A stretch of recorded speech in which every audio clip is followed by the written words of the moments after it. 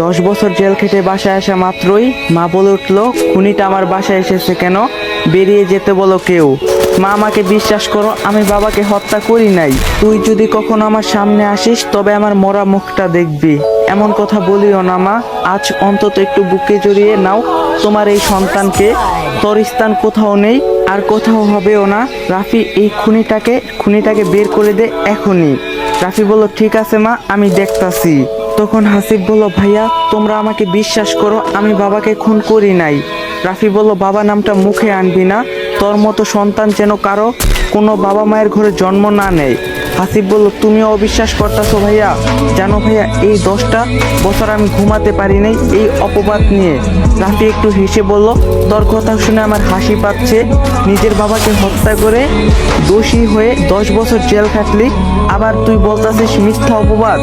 হাসিব বলল, হ্যাঁ, এটা মিথ্যা অপবাদ। তখন রাফি বলল, এত কথা বুঝি না, এই মুহূর্তে তুই এই বাড়ি থেকে বেরিয়ে যাবি।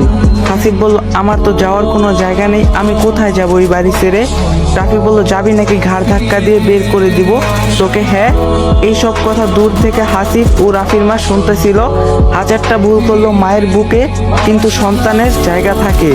তখন রাফির মা বলল, রাফি, এই খুনিটাকে আজ থাকতে দে, এত রাতে কোথায় যাবে? কাল না হয় বের হয়ে যাবে বাসা থেকে।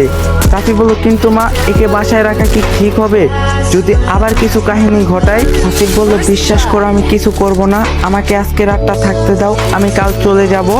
রাফি বলল, ঠিক আছে, এত করে যখন বলতাছিস, ঠিক আছে, ভিতরে আয়।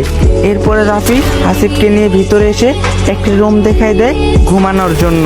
তখন হাসিব বলল, একটু খাবার পাওয়া যাবে কি ভাইয়া? রাফি বলল, এই বাসাতে তোর ভাত হারাম, বেশি কথা বলে থাকতেও দিব না।